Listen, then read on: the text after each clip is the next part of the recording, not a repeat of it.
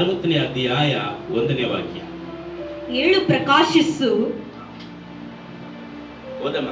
ನಿನಗೆ ಬೆಳಕು ಬಂತು, ಯೆಹೋವನ ತೇಜಸ್ಸು ನಿನ್ನ ಮೇಲೆ ಉದಯಿಸಿದೆ. ಹಲ್ಲೆಲೂಯಾ. ಯಾವ ಕಾಲದಲ್ಲಿ? Praise God. ಒಂದು ಪ್ರಶ್ನೆ ಆಗ್ಬೇಕು. ಹಲ್ಲೆಲೂಯಾ. ದೇವರು ಹೇಳ್ತಾ ಇದ್ದಾನೆ, ಹೇಳು ಪ್ರಕಾಶಿಸು, ನಿನ್ನ ಮೇಲೆ ಬೆಳಕು ಬಂತು. ಹಲ್ಲೆಲೂಯಾ. ಯೆಹೋವನ ತೇಜಸ್ಸು ನಿನ್ನಲ್ಲಿ ಉದಯಿಸುತ್ತದೆ. ಯಾವ ಕಾಲದಲ್ಲಿ? Praise God. ಹಲ್ಲೆಲೂಯಾ. ಈ ವಾಗ್ದಾನ ಯಾವ ಕಾಲದಲ್ಲಿ ಅಯ್ಯ?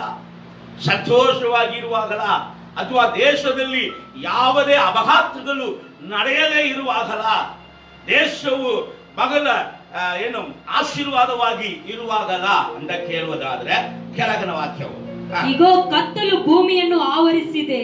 ಕತ್ತಲೆ ಇಡೀ ಲೋಕವನ್ನ, ಭೂಮಿಯನ್ನ ಆವರಿಸಿದೆ. ಕಾರ್ಗತ್ತಲು ಜನಾಂಗಗಳನ್ನು ಮುಚ್ಚಿದೆ. ಕಾರ್ಗತ್ತಲು ಜನಾಂಗಗಳನ್ನ ಮುಚ್ಚಿದೆ.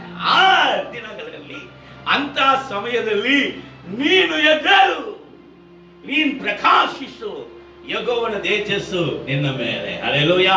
ನಂಬುವರು ಮಾತ್ರ ಒಂದು ಹಲ್ಲೆಲೂಯಾ ಹೇಳ್ರಿ ನೋಡೋಣ. ಹಲ್ಲೆಲೂಯಾ. Praise God.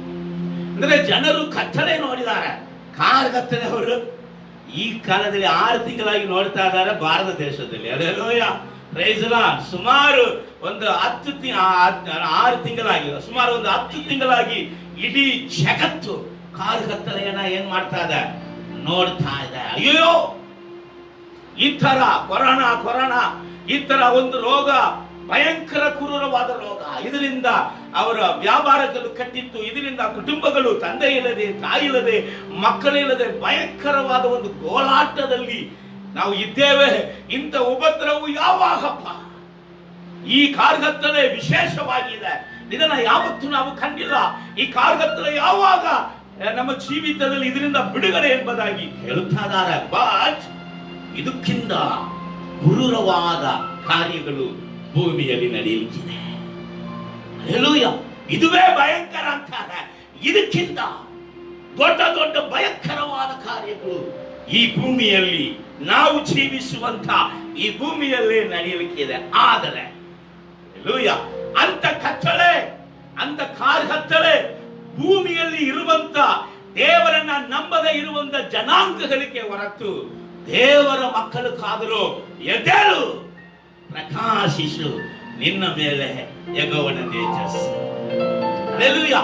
ಅಲ್ಲಿ ಸತ್ಯವಾಕ್ಯದಲ್ಲಿ ಇದೆ, ಇನ್ನು ಕ್ರೂರವಾದ ಕಾಲಗಳು ಹೇಗಿರ್ತದೆ, ಆ ಕಾಲಗಳನ್ನ ನಾವು ಹೇಗೆ ಅರ್ಥ ಮಾಡಿಕೊಳ್ಳಲಿ, ಆ ಕಾಲದಲ್ಲಿ ಏನೇನು ನಡೆಯಲಿಕ್ಕಿದೆ ಎಂಬುದಾಗಿ ಯೇಸುವಿನ ಬಳಿಯಲ್ಲಿ ಶಿಷ್ಯರು ಕೇಳಿದಾಗ ಯೇಸು ಅವರಿಗೆ ಹೇಳುತ್ತಾರೆ, ಏನೇನು ನಡೆಯುತ್ತಾ ಇರ್ತದೆ ಆ ಕಾಲದಲ್ಲಿ ಎಂಬುದಾಗಿ ನೋಡುವಾಗ, ಇವಾಗ ನಾವು ಇರುವಂತ ಈ ಕಾಲದಲ್ಲಿ ಇದು ಎಲ್ಲವೂ ನಡೆಯುತ್ತಾ ಇದೆ. ಹಲ್ಲೆಲೂಯಾ. Praise Lord. ಇದುವೇ ಕೊನೆ ಕಾಲ. ಇದುವೇ ಜನರನ್ನ ಕಾರ್ಗತ್ತಲೆ ಮುಚ್ಚಿಕೊಳ್ಳುವಂತ ಕಾಲ. ಇದುವೇ ನಾವು ಪ್ರಕಾಶಿಸುವಂತ ಕಾಲ. ಹಲ್ಲೆಲೂಯಾ. ದೇವರ ನಾಮಕ್ಕೆ ಮಹಿಮೆ ಉಂಟಾಗಲಿ. ಅದನ್ನೇ ನೋಡೋಣ. ಮತ್ತಾಯ ಸುವಾರ್ತೆ 24ನೇ ಅಧ್ಯಾಯ 5ನೇ ವಾಕ್ಯದಿಂದ 14ನೇ ವಾಕ್ಯ ತನಕ. ಯಾಕೆಂದರೆ ಅನೇಕರು ಬಂದು ನನ್ನ ಹೆಸರನ್ನು ಎತ್ತಿಕೊಂಡು, ಯೇಸು ಕ್ರಿಸ್ತನ ಹೆಸರನ್ನ ಎತ್ತಿಕೊಂಡು, ನಾನು ಕ್ರಿಸ್ತನು ಎಂದು ಹೇಳಿ, ನಾನು ಕ್ರಿಸ್ತನು ಎಂಬುದಾಗಿ ಹೇಳಿಕೊಳ್ಳುತ್ತಾರಂತೆ. ಹಲ್ಲೆಲೂಯಾ. ಅನೇಕ ದೇಶಗಳಲ್ಲಿ ಈಗ ಏನೋ ಒಂದು ದೊಡ್ಡ ಸಭೆ ಅಂತ ಹೇಳ್ತಾ ಇದ್ದಾರೆ. ಒಂದು ದೇಶದಲ್ಲಿ, ಅದು ಯಾವ್ದಮ್ಮದು, ಚೈನಾದಲ್ಲಿ ದೊಡ್ಡ ಸಭೆನ ಅದು. ಹಲ್ಲೆಲೂಯಾ. ಅಲ್ಲಿ ಒಂದು south Korea. Praise God. Hallelujah. ಆ ಸಭೆಯಲ್ಲಿ ಒಂದು ಲೇಡಿ ನಾನೇ ಯೇಸು ಎಂಬುದಾಗಿ ಹೇಳ್ತಾ ಇದ್ದಾರಂತೆ. ಅದು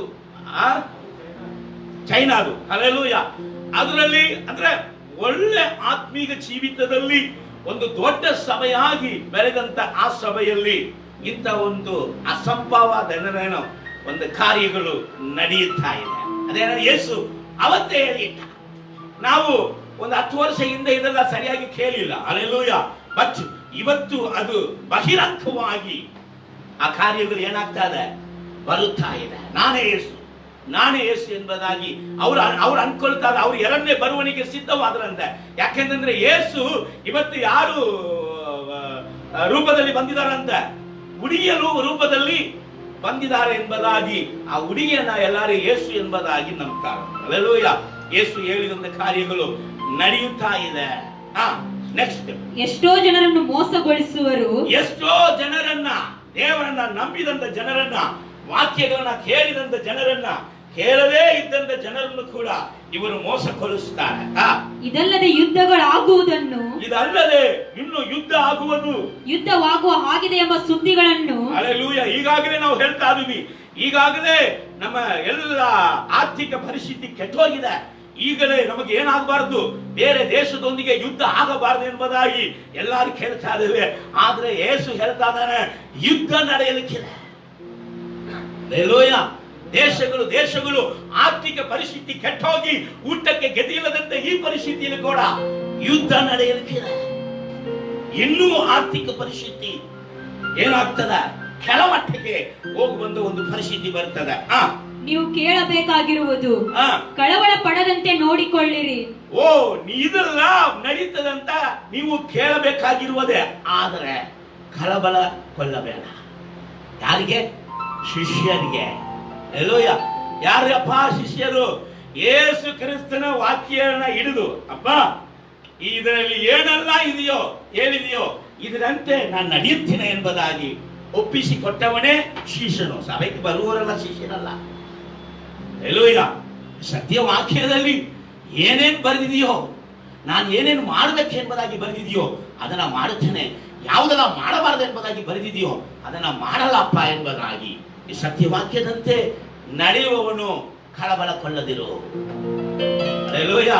ಪ್ರೈಸ್ ಗಾಡ್. ನೆಕ್ಸ್ಟ್, ಯಾಕೆಂದರೆ ಹಾಗಾಗುವುದು ಅಗತ್ಯ. ಆಗುವುದು ಅಗತ್ಯ. ಆದರೂ ಇದು ಇನ್ನೂ ಅಂತ್ಯಕಾಲವಲ್ಲ. ಇದು ಇನ್ನೂ ಅಂತ್ಯಕಾಲ ಅಲ್ಲ. ಜನಕ್ಕೆ ವಿರೋಧವಾಗಿ ಜನವು, ಜನಕ್ಕೆ ವಿರೋಧವಾಗಿ ಜನ, ರಾಜ್ಯಕ್ಕೆ ವಿರೋಧವಾಗಿ ರಾಜ್ಯವು ಏಳುವವು. ರಾಜ್ಯಕ್ಕೆ ವಿರೋಧವಾಗಿ ರಾಜ್ಯವು ಈಗಾಗಲೇ ಹೇಳುತ್ತಾರೆ. ಮತ್ತು ಅಲ್ಲಲ್ಲಿ ಬರಗಳು ಬರುವವು. ಅಲ್ಲಲ್ಲಿ ಬರಗಳು ಬೇಕಾದ್ರೆ ಯೂಟ್ಯೂಬ್ ಅಲ್ಲಿ ಚಾನೆಲ್ ಹೋಗಿ ನೋಡ್ರಿ. ಹಲ್ಲೆಲೂಯಾ. ಮಣ್ಣನ್ನ ತಿನ್ನುತ್ತಾ ಇದಾರೆ ಜನ. ಮಣ್ಣನ್ನ ಒಂದು ರೊಟ್ಟಿ ತನಕ ಮಾಡ್ತಾ ಇದಾರ, ಆ ಮಣ್ಣನ್ನ ತಿಂತಾ ಇದಾರ ಜನ. ಹಲ್ಲೆಲೂಯಾ. ಆ ರೀತಿಯಾದ ಒಂದು ಪರಿಸ್ಥಿತಿ ಈಗಾಗಲೇ ಅದೇ. ಭೂಕಂಪಗಳು ಆಗುವವು. ಭೂಕಂಪಗಳು ಆಗುವವು. ಇವೆಲ್ಲ ನೂತನ ಕಾಲವು ಹುಟ್ಟುವ ಪ್ರಸವ ವೇದನೆ ಆಗ್ತದಂದ್ರೆ ನಮಗೆ ಎಲ್ಲರಿಗೂ ಗೊತ್ತು, ಅದು ಆಗ್ತಾ ಇದೆ. ಹಲ್ಲೆಲೂಯಾ.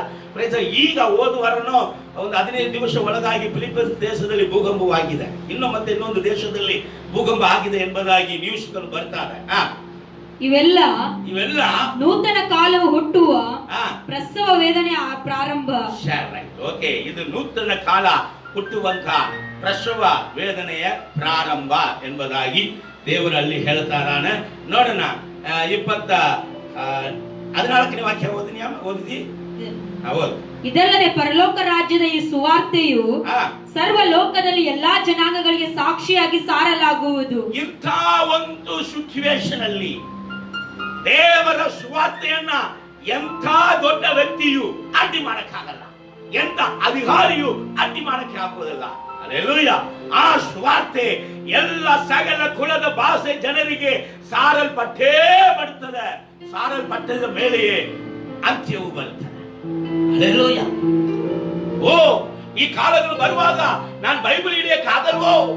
ಈ ಕಾಲಗಳು ಬರುವಾಗ ನಾನು ಸುವಾರ್ತೆ ಸಾರಕ್ಕೆ ಆಗಲ್ವೋ? ಹಲೋ, ಸುವಾರ್ತೆಯನ್ನ ಎಂತ ಕೊಂಬನಿಂದಲೂ, ಹಲ್ಲೆಲೂಯಾ, ಎಂತ ಒಂದು ಅಧಿಕಾರಿಯಿಂದಲೂ ನಿಲ್ಲಿಸುವುದಕ್ಕೆ ಆಗುವುದಿಲ್ಲ. ಹಲ್ಲೆಲೂಯಾ. ಸುವಾರ್ತೆ ಆ ಎರಡನೇ ಬರುವಣಿಕೆ ತನಕ, ಹಲ್ಲೆಲೂಯಾ, ಅಥವಾ ರಹಸ್ಯ ಬರುವಣಿಕೆ ತನಕ ಸುವಾರ್ತೆಯಂತೂ ಸಾರಲ್ಪಟ್ಟೆ ಬರುತ್ತದೆ. ಸುವಾರ್ತೆ ಸಾರಬೇಕೆಂಬುದಾದ ಮನಸ್ಸಿದ್ರೆ ನಿನ್ನನ್ನ ಇಟ್ಟುಕೊಂಡು ನನ್ನ ದೇವರು ಸಕಲ ಕುಲ ಭಾಷೆ ಜನರಿಗೆ ಸುವಾರ್ತೆಯನ್ನ ಮುಟ್ಟಿಸುವಂತ ಶಕ್ತಿಯುಳ್ಳದಂತ ದೇವರಾಗಿ. ಹಲ್ಲೆಲೂಯಾ. ದೇವರ ನಾಮಕ್ಕೆ ಮಹಿಮೆ ಉಂಟಾಗಲಿ. 23-24. ಆಗ ಯಾರಾದರೂ ನಿಮಗೆ ಇಗೋ ಕ್ರಿಸ್ತನು ಇಲ್ಲಿದ್ದಾನೆ, ಅಗೋ ಅಲ್ಲಿದ್ದಾನೆ ಎಂದು ಹೇಳಿದರೆ ನಂಬಬೇಡಿರಿ. ಸುಳ್ಳು ಕ್ರಿಸ್ತರು, ಸುಳ್ಳು ಪ್ರವಾದಿಗಳು ಎದ್ದು ಸಾಧ್ಯವಾದರೆ ದೇವರಾದುಕೊಂಡವರನ್ನು ಸಹ ಮೋಸಗೊಳಿಸುವುದಕ್ಕೋಸ್ಕರ ಕ್ರೈಸ್ತರು, ಸುಳ್ಳು ಪ್ರವಾದಿಗಳು ಎಲ್ಲಿದ್ದಾರೆ? ಚರ್ಚಲ್ಲಿ ಯಾವ ಹೆಸರಲ್ಲಿದ್ದಾರೆ? ಯೇಸು ಕ್ರಿಸ್ತನ ಬೋಧಕನೆಂಬುದಾದ ಹೆಸರಲ್ಲಿ ಇದ್ದಾರೆ. ಅವರು ಸಾಧ್ಯವಾದರೆ ಪರಲೋಕ ರಾಜ್ಯಕ್ಕೆ ಮಹಿಮೆಗೆ ಆರಿಸಲ್ಪಟ್ಟವರನ್ನು ಸಹ ಅವರ ಪ್ರವಾದನೆ ಮೂಲಕ, ಅವರ ಸುಳ್ಳು ಬೋಧನೆ ಮೂಲಕ ನಿಮ್ಮನ್ನ ನಂಬಿಕೆ ಜೀವಿತದಿಂದ ಮರಳುಗೊಳಿಸುವಂತ ಅದ್ಭುತ ಸೂಚಕ ಕಾರ್ಯಗಳು ಅಂತ ದುಷ್ಟನ ಕೈಗಳಿಂದ ಈ ಕಾಲದಲ್ಲಿ ನಡೆಯಲಿಕ್ಕಿದೆ. ಅದ್ಭುತಗಳನ್ನ ಕಂಡು ಮಾತ್ರ, ಅತಿಶಯಗಳನ್ನ ಕಂಡು ಮಾತ್ರ, ಬಿಡುಗಡೆಗಳನ್ನ ಕಂಡು ಮಾತ್ರ ನೀವು ಅವರ ಹಿಂದೆ ಹೋಗಬೇಡ್ರಿ. ಈ ಸತ್ಯವಾಕ್ಯವೇ ಬಾಗಿಲು. ಇದರ ಒಳಗಡೆ ಒಬ್ಬನು ನುಗ್ಗುವುದಾದರೆ ಅವನಿಗೆ ಒಳಗಡೆಯನ್ನು ಹೊರಗಡೆಯನ್ನು ಮೇವು ಉಂಟಾಗ್ತದೆ. ಹಲ್ಲೆಲೂಯಾ. ವಾಕ್ಯ ಬಿಟ್ಟು ಅವ್ರು ಅಷ್ಟು ಅದ್ಭುತ ಮಾಡ್ತಾರ್ರಿ, ನಂಬಕ್ ಹೋಗ್ಬೇಡ್ರಿ. ಹಲ್ಲೆಲೂಯಾ. ಅಯ್ಯೋ ಅವ್ರು ಮಾತಾಡಿದ್ರೆ ಹಂಗೆ ಜೇನು ತುಪ್ಪ ಹಂಗೆ ನಾಲಿಗೆಯಲ್ಲಿ ಇಳಿದು ಬಂದಂಗಿದೆ, ನಂಬಕ್ ಹೋಗ್ಬೇಡ್ರಿ. ಹಲ್ಲೆಲೂಯಾ. ಸಾಧ್ಯವಾದರೆ ಆರಿಸಲ್ಪಟ್ಟವನನ್ನು ಸಹ ಮರಳುಗೊಳಿಸುವಂತ ಬೋಧನೆಗಳು, ದುಷ್ಟ ಸುಳ್ಳು ಪ್ರವಾದನೆಗಳು ಈ ಲೋಕದಲ್ಲಿ ಈಗಾಗಲೇ ತುಂಬಿಕೊಂಡಿದೆ. Hallelujah. Praise the Lord. YouTube channel ಅಲ್ಲಿ ಅನೇಕ ಸೈಬರ್ ಕ್ರೈಸ್, ಹೈಬರ್ ಕ್ರೈಸ್ ಏನ್ ಗೊತ್ತಾ? ಸೈಬರ್ ಹೈಬರ್ ಗೊತ್ತಿಲ್ಲ, ಇವೆಲ್ಲ ಬಂದಾವ. ಹಲ್ಲೆಲೂಯಾ. ನಂಬಕ್ ಹೋಗ್ಬೇಡ್ರಿ. ನಿಮ್ಮನ್ನ ಕೊಟ್ಟುವುದಾದ್ರೆ, ನಿಮ್ಮನ್ನ ಖಂಡಿಸುವುದಾದ್ರೆ ಏನ್ ಮಾಡಿ? ಅವನ್ ದಾವಿದ ಹೇಳ್ತಾ ಇದ್ದಾನೆ, ಅದು ನನ್ನ ತಲೆಗೆ ಎಣ್ಣೆ ಹಾಕಿದಂಗೆ, ಅಭಿಷೇಕದ ಎಣ್ಣೆ ಹಾಕಿದಂಗ ಅಂತ. ಹಲ್ಲೆಲೂಯಾ. Praise the Lord. ದೇವರ ನಾಮಕ್ಕೆ ಮಹಿಮೆ ಉಂಟಾಗಲಿ. ಬೈಬಲ್ ಸತ್ಯವಾಕ್ಯ ಏನ್ ಹೇಳುತ್ತದೋ ಅದನ್ನ ಹೇಳುವವರ ಬಳಿಯಲ್ಲಿ ಇರ್ರಿ. ದೇವರು ನಿಮ್ಮನ್ನ ಏನ್ ಮಾಡ್ತಾನೆ? ಆಶೀರ್ವಾದ ಮಾಡ್ತಾನೆ. ಆಯ್ತು. ಇದನ್ನ ಯೋವೇಲ್ ಪ್ರವಾದನೆ ಪುಸ್ತಕದಲ್ಲಿ ಇನ್ನು ಹೇಗೆ ಹೇಳ್ತಾರೆ ಎಂಬುದಾಗಿ ಸ್ವಲ್ಪ ಹೇಳಿ ನಾನು ಮುಂದೆ ಹೋಗ್ತೀನಿ. ಯೋವೇಲ್ ಪುಸ್ತಕ 2ನೇ ಅಧ್ಯಾಯದಲ್ಲಿ 1ನೇ ವಾಕ್ಯ 2ನೇ ವಾಕ್ಯ ಓದಮ್ಮ. ಚೀಯೋನಿನಲ್ಲಿ ಕೊಂಬುವುದಿರಿ, ಚೀಯೋನಿನಲ್ಲಿ ಕೊಂಬುವುದಪ್ಪ, ನನ್ನ ಪರಿಶುದ್ಧ ಪರ್ವತದಲ್ಲಿ ದಣಿಗೈಯಿರಿ. ದಣಿಗೈರಿ. ಸಮಸ್ತ ದೇಶ ನಿವಾಸಿಗಳು ನಡುಗಲಿ. ಸಮಸ್ತ ದೇಶ ನಿವಾಸಿಗಳು, ಯಾವುದೋ ಒಂದು ದೇಶ ಅಲ್ಲ, ಸಮಸ್ತ ದೇಶ ನಿವಾಸಿಗಳು ಈ ದಿನದಲ್ಲಿ ನಡುಗಲಿ. ಯೆಹೋವನ ದಿನವು ಬರುತ್ತಲಿದೆ. ಓ, ರಾಜ ಬರ್ಲಿಕ್ಕಿದ್ದಾನೆ. ಹಲ್ಲೆಲೂಯಾ. ಅಂತ್ಯಕಾಲ ಬಂತಪ್ಪ. ಸತ್ಯವಾಕ್ಯ ಕಡೆಗೆ ತಿರುಗಿಕೊಳ್ಳು. ಸಭೆಗಳಲ್ಲಿ ಕೊಂಬುವುದು, ಸಭೆಗಳಲ್ಲಿ ಎಚ್ಚರಿಸು. ನಾನು ಬರುತ್ತೇನೆ, ಕಾಲ ಪರಿಪೂರ್ಣವಾಗಿತ್ತು ಎಂಬುದಾಗಿ ಹೇಳಪ್ಪ ಎಂಬುದಾಗಿ ದೇವರು ಹೇಳುವಂತ ಶಬ್ದವನ್ನ ಕೇಳ್ರಿ ದೇವರ ಮಕ್ಕಳ. ಹಲ್ಲೆಲೂಯಾ. ದೇವರ ಅಂತ್ಯಕಾಲ ಬರಲಿಕ್ಕಿದೆ. ರಾಜ ಸೋದರ, ಆ ಕಾಲವು ಹೆಂಗಿರ್ತದೆ? ಅದು ಕತ್ತಲಿನ ಮೊಬ್ಬಿನ ದಿನ, ಕಾರ್ಮುಗಿಲಿನ ಕಗ್ಗತ್ತಲ ದಿನ. ಉದಯವು ಬೆಟ್ಟಗಳ ಮೇಲೆ ಹರಡಿಕೊಳ್ಳುವ ಹಾಗೆ, ಇಗೋ ಪ್ರಬಲವಾದ ದೊಡ್ಡ ದಂಡು ಇಂಥದ್ದು ಹಿಂದೆಂದೂ ಬಂದಿಲ್ಲ. ಇನ್ನು ಮುಂದೆ ಅದೇ ಮೊದಲು ಎಂತೂ ಬಂದಿಲ್ಲ, ಈಗ ಬಂದಿದೆ, ಇನ್ನೂ ಬರ್ಲಿಕ್ಕಿದೆ. ಇದು ಕಠಿಣ ಕಾಲ ಅಲ್ಲ. ಯಾವಾಗ ಎಲ್ಲರೂ ಕೇಳ್ತಾರೆ, ಯಾವಾಗ ಕೊರೋನಾ ಹೋಗ್ತದೆ? ಕೊರೋನಾ ಹೋಗ್ತದೆ, ಮತ್ತೆ ಮರಣ ಬರ್ತದೆ ಗೊತ್ತಿಲ್ಲ. ಹಲ್ಲೆಲೂಯಾ. ಕೊರೋನಾ ಹೋಗ್ತದೆ, ಇನ್ನು ಕೇಡಾದ ಕಾರ್ಯಗಳು ಬರಲಿಕ್ಕಿದೆ. ಬಟ್ ದೇವ ಜನವೇ, ಈ ಕಳವಳಗೊಳ್ಳದಿರಿ. ಹಲ್ಲೆಲೂಯಾ. ಅಂತ ಕಾಲದಲ್ಲಿ ಕೂಡ ಯೋವೇಲ್ ಪ್ರವಾದನ ಪುಸ್ತಕ ಅದೆಲ್ಲ ಓದಿ ನೋಡ್ರಿ. ಅಂತ ಕಾಲದಲ್ಲಿ ಕೂಡ ತನ್ನ ಜನರಿಗೆ ಏನ್ ನಡೀತದೆ ಎಂಬುದಾಗಿ ದೇವರಲ್ಲಿ ಹೇಳಕ್ಕ ಬಯಸುತ್ತಾನೆ. ಅದೇ ಯೋವೇಲ್ ಪ್ರವಾದನೆ ಪುಸ್ತಕದಲ್ಲಿ ಸ್ವಲ್ಪ ನೋಡೋಣ. 15ನೇ ವಾಕ್ಯ, 3ನೇ ಅಧ್ಯಾಯ 15ನೇ ವಾಕ್ಯ. ಸೂರ್ಯ ಚಂದ್ರರು ಮಂಕಾಗುತ್ತಾರೆ, ನಕ್ಷತ್ರಗಳ ಕಾಂತಿಯನ್ನು ಅಡಗಿಸಿಕೊಳ್ಳುತ್ತವೆ. ಯೆಹೋವನು ಚೀಯೋನಿನಿಂದ ಗರ್ಜಿಸುತ್ತಾನೆ, ಯೆರೂಸಲೇಮಿನಿಂದ ದಣಿಗೈಯುತ್ತಾನೆ. ಭೂಮ್ಯಾಕಾಶಗಳು ನಡುಗುತ್ತವೆ, ಆದರೆ ಯೆಹೋವನು ತನ್ನ ಜನರಿಗೆ ಆಶ್ರಯವು. ಆದರೆ ಇದೆಲ್ಲ ನಡೀತದಪ್ಪ. ಈ ಸೂರ್ಯನ ಕೂಡ ಕಪ್ಪುಗಾಗ್ಬಿಡ್ತದ, ಈ ಸೂರ್ಯನ ಬೆಳಕು ಕೊಡಲ್ಲ ಅಂತ ಒಂದು ಕಾಲಗಳು ನಡೆಯುತ್ತದೆ.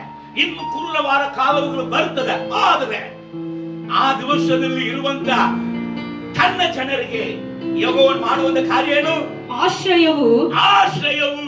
ಇಸ್ರಾಯೇಲರಿಗೆ ರಕ್ಷಣಾ ದುರ್ಗವೂ ಆಗುವುದು. ಇಸ್ರಾಯೇಲರಿಗೆ ರಕ್ಷಣಾ ದುರ್ಗವಾಗಿದ್ದಾನೆ. ಹಲ್ಲೆಲೂಯಾ. ನಂಬುವರು ಒಂದು ಹಲ್ಲೆಲೂಯಾ ಹೇಳಲ್ಲ. Praise the Lord. ಎಂಥ ಉಪದ್ರವ ಕಾಲದಲ್ಲಿಯೂ ಲೋಕವು ಹೆಂಗಿದ್ರು ಕೂಡ ನೀನ್ ಕಳವಳಗೊಳ್ಳದಿರು. ಹಲ್ಲೆಲೂಯಾ. ತನ್ನ ಜನರಿಗೆ ಆತನು ಆಶ್ರಯ ದುರ್ಗವಾಗಿದ್ದಾನೆ. ಹಲ್ಲೆಲೂಯಾ. ದೇವರ ನಾಮಕ್ಕೆ ಮಹಿಮೆ ಉಂಟಾಗಲಿ. ನೋಡೋಣ, ಕಷ್ಟ ಕಾಲದಲ್ಲಿ ದೇವರು ಹೇಗೆ ತನ್ನ ಜನರಿಗೆ ಆಶ್ರಯ ದುರ್ಗವಾಗಿದ್ರು ಎಂಬುದಾಗಿ ಒಂದು 3 ವ್ಯಕ್ತಿಗಳನ್ನ ಕುರಿತಾಗಿ ಹೇಳಿ ನನ್ನ ಸಂದೇಶವನ್ನು ಮುಗಿಸಲಿಕ್ಕೆ ನಾನು ಬಯಸುತ್ತೇನೆ. ಓದನ ನಾವು ಕೀರ್ತನೆ 18ನೇ ಅಧ್ಯಾಯದಲ್ಲಿ 4ನೇ ವಾಕ್ಯದಿಂದ 6ನೇ ವಾಕ್ಯ ತನಕ ಹೋದ. ಮೃತ್ಯು ಪಾಶಗಳು ನನಗೆ ಸುತ್ತಿಕೊಂಡವು, ನಾಶ ಪ್ರವಾಹವು ನನ್ನನ್ನು ನಡುಗಿಸಿತ್ತು, ಪಾತಾಳ ಪಾಶಗಳು ನನ್ನನ್ನು ಆವರಿಸಿಕೊಂಡವು, ಮರಣಕರವಾದ ಉರುಳುಗಳು ನನ್ನ ಎದುರಿನಲ್ಲಿದ್ದವು. ಅಂತ ಕಷ್ಟದಲ್ಲಿ ನಾನು ಯೆಹೋವನಿಗೆ ಮೊರೆ ಇಟ್ಟೆನು. ಇಂಥ ಕಷ್ಟ, ಹಲ್ಲೆಲೂಯಾ, ದಾವೀದನು ಹೇಳ್ತಾನೆ, ಮರಣ ಭಾಷೆಗಳು ನನ್ನನ್ನ ಸುತ್ತಿಕೊಂಡವು. ಇಂದ ಕಷ್ಟದಲ್ಲಿ ನಾನು ಏನ್ ಮಾಡಿದೆ? ಯೆಹೋವನಿಗೆ ನಾನು ಅಂತೀನಿ, ದೇವ ಜನರಿಗೆ ಎಲ್ಲಿ ಆಶ್ರಯ ಎಂಬುದಾಗಿ ಹೇಳಿಕೊಡಲಿಕ್ಕಿದ್ದೇನೆ. ಹಲ್ಲೆಲೂಯಾ, ದೇವ ಜನರಿಗೆ ಎಲ್ಲಿ ಬಿಡುಗಡೆ ಎಂಬುದಾಗಿ ಹೇಳಿಕೊಡಲಿಕ್ಕಿದ್ದೇನೆ. ದೇವ ಜನರು ಯಾವಾಗ ಎದ್ದೇಳಿ ಪ್ರಕಾಶಿಸುತ್ತಾರೆ ಎಂಬುದಾಗಿ ಹೇಳಿಕೊಡಲಿಕ್ಕಿದ್ದೇನೆ. ಹಲ್ಲೆಲೂಯಾ, ತನ್ನ ಕಷ್ಟ ಕಾಲದಲ್ಲಿ ಮರಣವು ನನ್ನನ್ನ ಸಾಯಿಸ್ಬಿಡ್ತದೋ, ಅಯ್ಯೋ ಮುತ್ತಿಯ ಭಾಷೆಗಳು ಏನಪ್ಪ ಅದು, ಪಾತಾಳ ಪಾಶಗಳು ನನ್ನನ್ನು ಆವರಿಸಿಕೊಂಡಿದೆ ಎಂಬುದಾಗಿ ಇದ್ದಂತ ಆ ಸಮಯದಲ್ಲಿ ಒಂದು ಮಾಡಿದೆ. ಹಲ್ಲೆಲೂಯಾ, ಅಯ್ಯ ಈ ಕಾಲದಲ್ಲಿ ನಾನು ಹೇಗೆ ತಪ್ಪಿಸಿಕೊಳ್ಳಲಿ ಎಂಬುದಾಗಿದ್ದಾಗ ಒಂದು ಮಾಡಿದೆ, ನಾನು ಯೆಹೋವನನ್ನ ನೋಡಿ ಪ್ರಾರ್ಥಿಸಿದೆ. ಹಲ್ಲೆಲೂಯಾ, ನಾನು ಯೆಹೋವನ ಕಡೆಗೆ ತಿರುಗಿಕೊಂಡು ಪ್ರಾರ್ಥಿಸಿದೆ. ನನ್ನ ದೇವರನ್ನು ಪ್ರಾರ್ಥಿಸಿದೆನು, ನಾನು ದೇವರನ್ನ ಪ್ರಾರ್ಥಿಸಿದೆ. ಆತನು ತನ್ನ ಮಂದಿರದಲ್ಲಿ ನನ್ನ ಶಬ್ದವನ್ನು ಕೇಳಿದನು. ನಾನು ಪ್ರಾರ್ಥಿಸುವಾಗ ಪರಲೋಕದಲ್ಲಿ ಆತನ ಆಲಯದಲ್ಲಿ ಮಂದಿರದಲ್ಲಿ ಇದ್ದಂತ ದೇವರು ನನ್ನ ಶಬ್ದವನ್ನ ಕೇಳಿದರು. ನನ್ನ ಕೂಗು ಆತನ ಸನ್ನಿಧಿಗೆ ಸೇರಿ ಕೇಳಿ ಸೇರಿತು. ಆಗ ಆತನಿಗೆ ಸಿಟ್ಟೇರಿದ್ದರಿಂದ ಆಮೆನ್, ಹಲ್ಲೆಲೂಯಾ. ಅಲ್ಲಿ ನೋಡುತ್ತಾ ಇದ್ದೇವೆ. ಪ್ರೈಸ್ ಗಾಡ್, ದೇವರ ನಾಮಕ್ಕೆ ಮಹಿಮೆ ಉಂಟಾಗಲಿ. 9ನೇ ವಾಕ್ಯ ಓದು. ಆತನು ಆಕಾಶವನ್ನು ತಗ್ಗಿಸಿ ಇಳಿದು ಬಂದನು. ಆಕಾಶವನ್ನ ತಗ್ಗಿಸಿ ಇಳಿದು ಬಂದನು. Hallelujah, praise God. ದೇವರ ಮಗುವೆ, ಭಾಷೆಗಳು, ಪಾತಾಳದ ಭಾಷೆಗಳು, ಅದು ಮರಣವು ಸುತ್ತಿಕೊಳ್ಳುವಂತ ಒಂದು ಕ್ರೂರವಾದ ಸಮಯ. ಈ ಬಲಿಷ್ಠನು ನನ್ನನ್ನ ಜಯಿಸ್ಬಿಡ್ತಾನೋ, ಇವನಿಗಿಂತ ನಾನು ಬಲಿಷ್ಠನಿಲ್ಲವಲ್ಲ, ಇವನು ನನ್ನ ಕೊಂದು ಬಿಡುತ್ತಾನೋ ಎಂಬುದಾಗಿ ಎದುರುಕೊಂಡಿದ್ದಂತ ಆ ಸಮಯದಲ್ಲಿ ದೇವರೇ ಎಂಬುದಾಗಿ ದಾವೀದನು ಕೂಗುವಾಗ ಅವನ ಕೂಗನ್ನ ಕೇಳಿ ದೇವರು ಏನ್ ಮಾಡಿದಾರಂತೆ? ತನ್ನ ಪರಲೋಕ ಬಿಟ್ಟು ಇಳಿದು ಬಂದ್ರಂತೆ. ಹಲ್ಲೆಲೂಯಾ, ಅದೇ ದೇವರು ಇವತ್ತು ದಾವೀದನಿಗೆ ಇಳಿದು ಬಂದಂತ ದೇವರು ನಿನಗಾಗಿ ನನಗಾಗಿ ಎಂಥ ಕಷ್ಟ ಕಾಲದಲ್ಲಿಯೂ ಇಳಿದು ಬರುವುದಿಗೆ ಆತನ ರೆಡಿ, ಕೂಗುವುದಿಗೆ ನೀನು ನಾನು ರೆಡಿಯಾಗಿರುವುದಾದ್ರೆ, ಹಲ್ಲೆಲೂಯಾ, ಪ್ರಾರ್ಥಿಸುವುದಿಗೆ ನೀವು ನಾನು ರೆಡಿಯಾಗಿರುವುದಾದ್ರೆ, ಪ್ರಾರ್ಥನೆಗೆ ಉತ್ತರ ಕೊಡುವುದಿಗೆ ಅಪ್ಪ ರೆಡಿ. ಇಳಿದು ಬಂದಾಗ ಏನ್ ನಡೆಯುತ್ತೆ ಅಲ್ಲಿ ಗಮನಿಸಿರಿ. 17ನೇ ವಾಕ್ಯದಿಂದ 19ನೇ ವಾಕ್ಯ ತನಕ. ನನಗಿಂತ ಬಲಿಷ್ಠರು ಪುಷ್ಟರು ಆಗಿ ದ್ವೇಷಿಸುತ್ತಿದ್ದ ಶತ್ರುಗಳಿಂದ, ನನ್ನನ್ನ ದ್ವೇಷಿಸುತ್ತಾ ಇದ್ದಂತ ಶತ್ರುಗಳ ಕೈಯಿಂದ ನನ್ನನ್ನು ಬಿಡಿಸಿ ರಕ್ಷಿಸಿದನು. ಓ ಹಲ್ಲೆಲೂಯಾ, ಎಂಥ ಒಂದು ಸಿಚುವೇಶನ್ ಅಲ್ಲೂ ರಕ್ಷಿಸುವಂತ ದೇವರು ಯೇಸು ಎಂಬುದಾಗಿ ನಾವು ಅರಿತಿದ್ದೀವಿ. ಕೂಗುವುದಕ್ಕೆ ಮರೆಯಬಾರದು. ಹಲ್ಲೆಲೂಯಾ, ಪ್ರಾರ್ಥಿಸುವುದಕ್ಕೆ ಮರೆಯಬಾರದು. ನೆಕ್ಸ್ಟ್, ಅವರು ನನ್ನ ವಿಪತ್ ಕಾಲದಲ್ಲಿ ನನ್ನ ಮೇಲೆ ಬಿದ್ದರು, ಅವರು ನನ್ನ ಆಪತ್ತು ಕಾಲದಲ್ಲಿ ನನ್ನ ಮೇಲೆ ಬಿದ್ದರು. ಆಗ ಯೆಹೋವನು ನನಗೆ ಉದ್ಧಾರಕನಾದನು. ಆದರೆ ಯೆಹೋವನು ನನಗೆ ಉದ್ಧಾರಕನಾದನು. ಆತನು ನನ್ನನ್ನು ಬಿಡಿಸಿ, ಆತನು ಅವರ ಕೈಯಿಂದ ನನ್ನನ್ನು ಬಿಡಿಸಿ ವಿಶಾಲ ಸ್ಥಳದಲ್ಲಿ ಸೇರಿಸಿದನು. ವಿಶಾಲ ಸ್ಥಳದಲ್ಲಿ. ಹಲ್ಲೆಲೂಯಾ.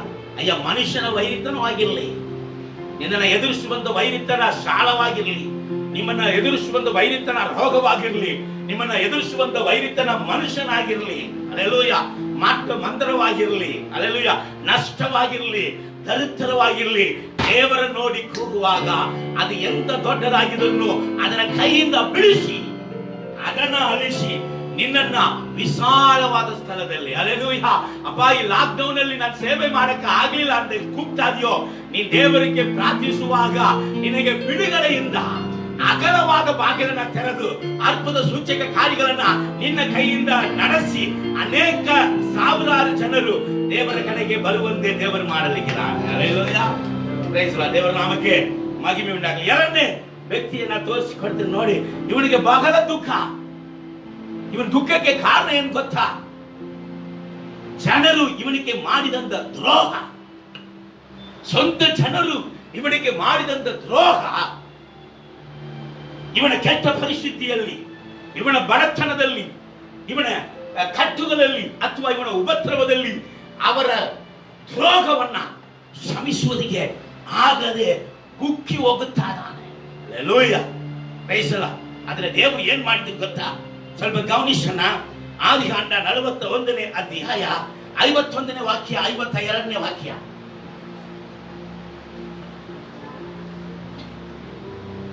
ಚೊಚ್ಚಲ ಮಗನು ಹುಟ್ಟಿದಾಗ ಯೋಸೇಫನು ನಾನು ನನ್ನ ಎಲ್ಲಾ ಕಷ್ಟವನ್ನು ತಂದೆಯ ಮನೆಯವರನ್ನು ಮರೆತು ಬಿಡುವಂತೆ, ತಂದೆಯ ಮನೆಯವರ ದ್ರೋಹವನ್ನ ಮರೆತು ಬಿಡುವಂತೆ ದೇವರು ಮಾಡಿದ್ದಾನಲ್ಲ ಎಂದು ಹೇಳಿ. ಹಲ್ಲೆಲೂಯಾ. ಅಂಥದ್ದು ಏನ್ ಮಾಡಿದಾನ? ಅಯ್ಯೋ, ಇವತ್ತು ನಿಮಗೆ ದ್ರೋಹ ಮಾಡಿದಂತ ದ್ರೋಹಗಳು ನಿನಗೆ ನಿದ್ದೆ ಕೊಡಿಸ್ತಾ ಇಲ್ವೋ? ಅವರ ದ್ರೋಹಗಳು ನಿನ್ನನ್ನ ಚುಚ್ಚುತ್ತಾ ಇದೆಯೋ? ಅವರ ದ್ರೋಹಗಳನ್ನ ಮರೆಯಲಿಕ್ಕೆ ಹಾಕ್ತಾ ಇಲ್ಲವೋ? ಹಲ್ಲೆಲೂಯಾ. ಇಲ್ಲಿ ದೇವರು ಒಂದು ಕಾರ್ಯ ಈ ದಿವಸದಲ್ಲಿ ಮಾಡಲಿಕ್ಕಿದ್ದಾನೆ. ಆ ದ್ರೋಹಗಳನ್ನ ನೀನು ಮರೆಯುವಂತ ರೀತಿಯಲ್ಲಿ ನಿನ್ನನ್ನು ನನ್ನನ್ನು ದೇವರು ಆಶೀರ್ವಾದ ಮಾಡಲಿಕ್ಕಿದ್ದಾನೆ. Hallelujah, hallelujah. ಯೋಸೇಫನು ಆ ದ್ರೋಹವನ್ನ, ತಂದೆಯ ಮನೆಯನ್ನ ಹಿಂಗ್ ಮಾಡ್ಬಿಟ್ರಲ್ಲ ಎಂಬುದಾಗಿ ನೆನೆಸುತ್ತಾ ಇದ್ದ. ಯಾವಾಗ ತನಕ? ಅವನ ಆಶೀರ್ವಾದ ಇಲ್ಲದೆ ಇದ್ದಂತ ಕಾಲ ತನಕ, ಅವನ ಕಟ್ಟಲ್ಲಿ ಇದ್ದಂತ ಕಾಲ ತನಕ. ಹಲ್ಲೆಲೂಯಾ. ಈಗ ದೇವರು ಮಾಡ್ತಾ ಇದ್ದಾನೆ. ಯಾಕಪ್ಪ ಈ ದ್ರೋಹವನ್ನ ಇನ್ನು ನೆನೆಸ್ತಾ ಇದೀಯಾ? ಈ ದ್ರೋಹವನ್ನೇ ನೀನು ಮರೆಯುವಂತೆ, ಈ ದ್ರೋಹ ಮಾಡಿದಂತವರನ್ನ ನೀನು ಶ್ರಮಿಸುವಂತೆ ನಾನು ನಿನ್ನನ್ನು ಆಶೀರ್ವಾದ ಮಾಡ್ತೀನಿ ಎಂಬುದಾಗಿ ದೇವರು ಅವನನ್ನು ಆಶೀರ್ವದಿಸಿದಾಗ ದ್ರೋಹಗಳನ್ನೇ ಮರೆತು ಬಿಟ್ಟೆ ಎಂಬುದಾಗಿ ಅವನ್ ಏನ್ ಮಾಡ್ತಾ ಇದ್ದಾನೆ? ತನ್ನ ಸ್ವಚ್ಛಲ ಮಗನಿಗೆ ಮನಾಶೆ ಎಂಬುದಾಗಿ ಹೆಸರಿಡ್ತಾನೆ. ಹಲ್ಲೆಲೂಯಾ. ಕೆಳಗಡೆ ಹೋದ್ರಿ. ಎರಡನೆಯ ಮಗು ಹುಟ್ಟಿದಾಗ ಅವನು ನನಗೆ ಸಂಕಟ ಬಂದ ದೇಶದಲ್ಲಿ ದೇವರು ಅಭಿವೃದ್ಧಿಯನ್ನು ದಯಪಾಲಿಸಿದ್ದಾನೆಂದು ಹೇಳಿ. ಗೊತ್ತಾಗ್ತದ? ಸಂಕಟ ಇರುವ ತನಕ ದ್ರೋಹವನ್ನು ನೆನೆಸುತ್ತೀರಾ? ಹಲ್ಲೆಲೂಯಾ. ದ್ರೋಹಗಳನ್ನ ಮರೆಯುವಂತ ಆಶೀರ್ವಾದ ನನ್ನ ದೇವರಿಗೆ ಕೊಡಕ್ಕೆ ಸಾಧ್ಯ.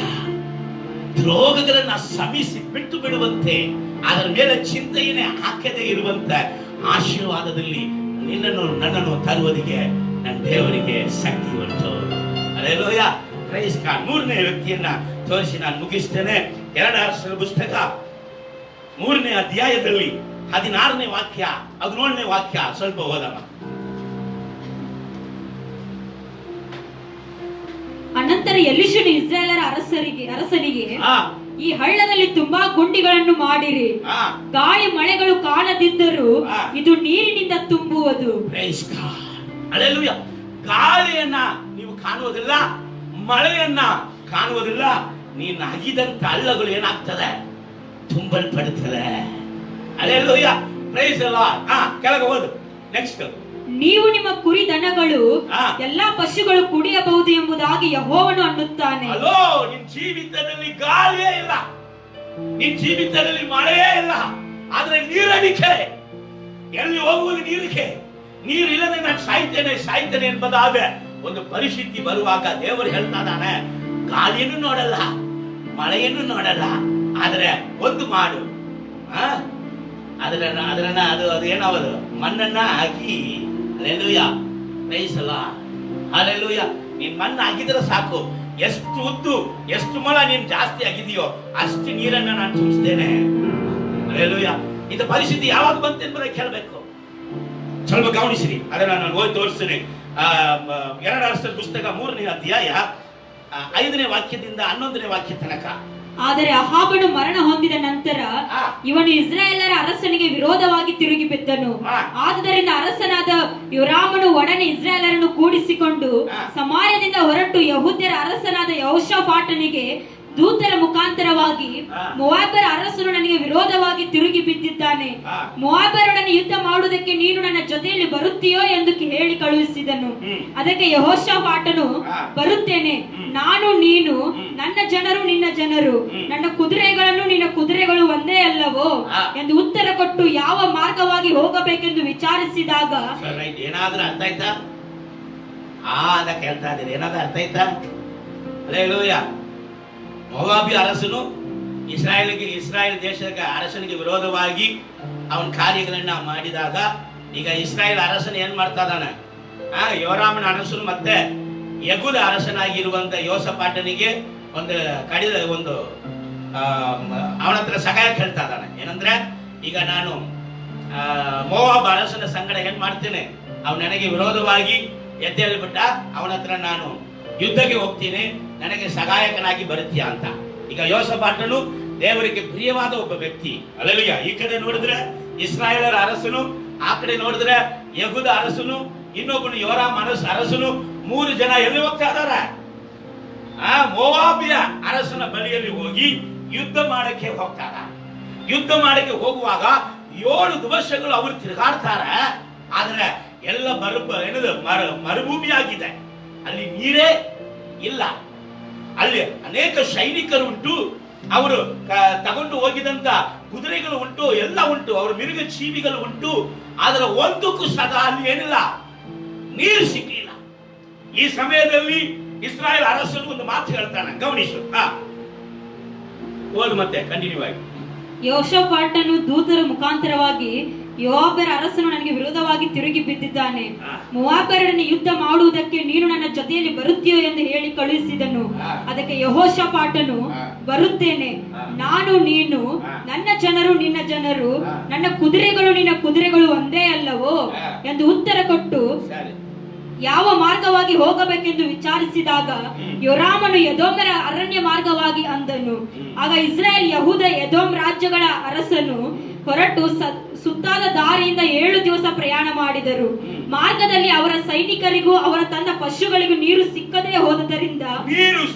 ಹೋದದ ಕಾರಣ ಇಸ್ರಾಯೇಲ್ ಅರಸನು ಅಯ್ಯೋ ಯೆಹೋವನು 3 ಮಂದಿ ಅರಸರಾದ ನಮ್ಮನ್ನು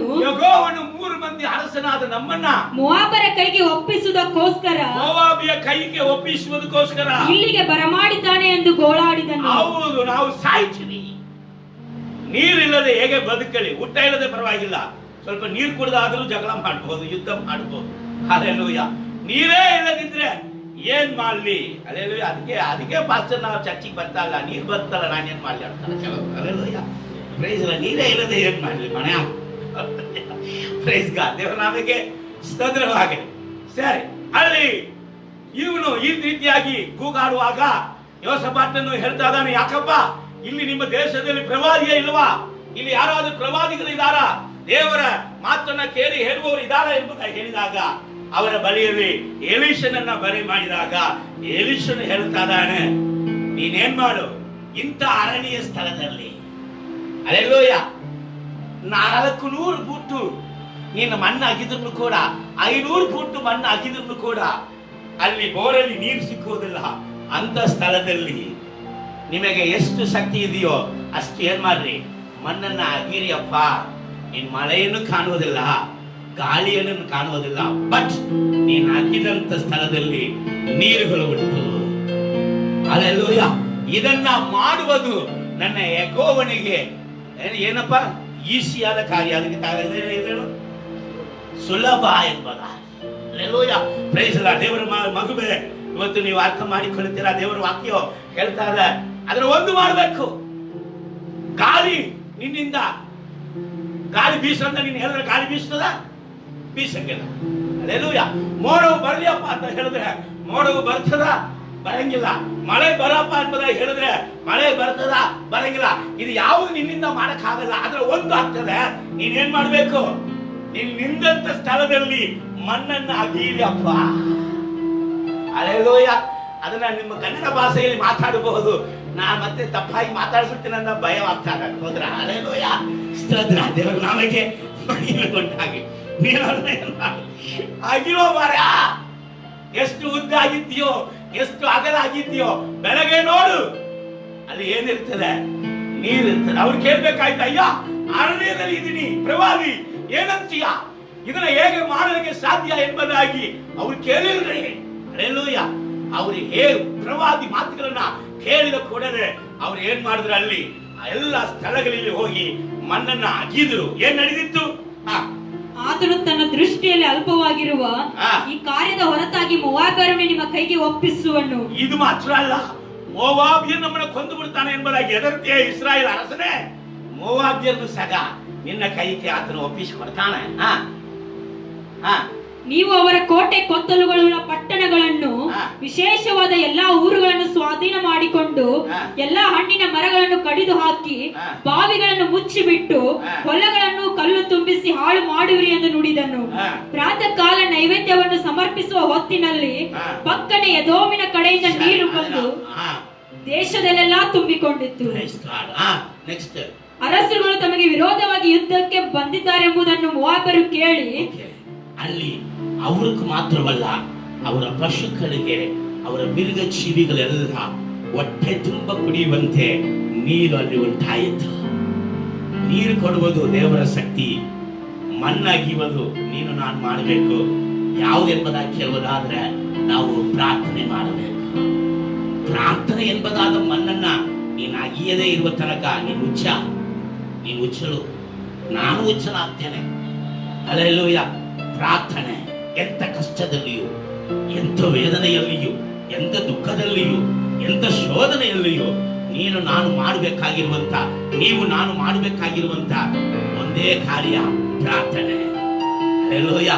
ಇದನ್ನ ನಾವು ಹಾಕಿದರೆ ಗಾಳಿ ಇಲ್ಲದೆ, ಅರಣ್ಯದಲ್ಲಿ ಮಳೆ ಇಲ್ಲದೆ, ಮೋಡ ಇಲ್ಲದೆ ನಾವು ಹೊಟ್ಟೆ ತುಂಬ ನೀರು ಕುಡಿದು ವೈರಿಯನ್ನ ಜಯಿಸುವುದಕ್ಕೆ ಅದನ್ನ ಮಾಡುವುದು ನಮ್ಮ ದೇವರಿಗೆ ಸುಲಭವಾದ ವಿಷಯ. ಕಣ್ಣುಗಳನ್ನು ಮುಚ್ಚಿ ಪ್ರಾರ್ಥಿಸೋಣ. Thank you Jesus.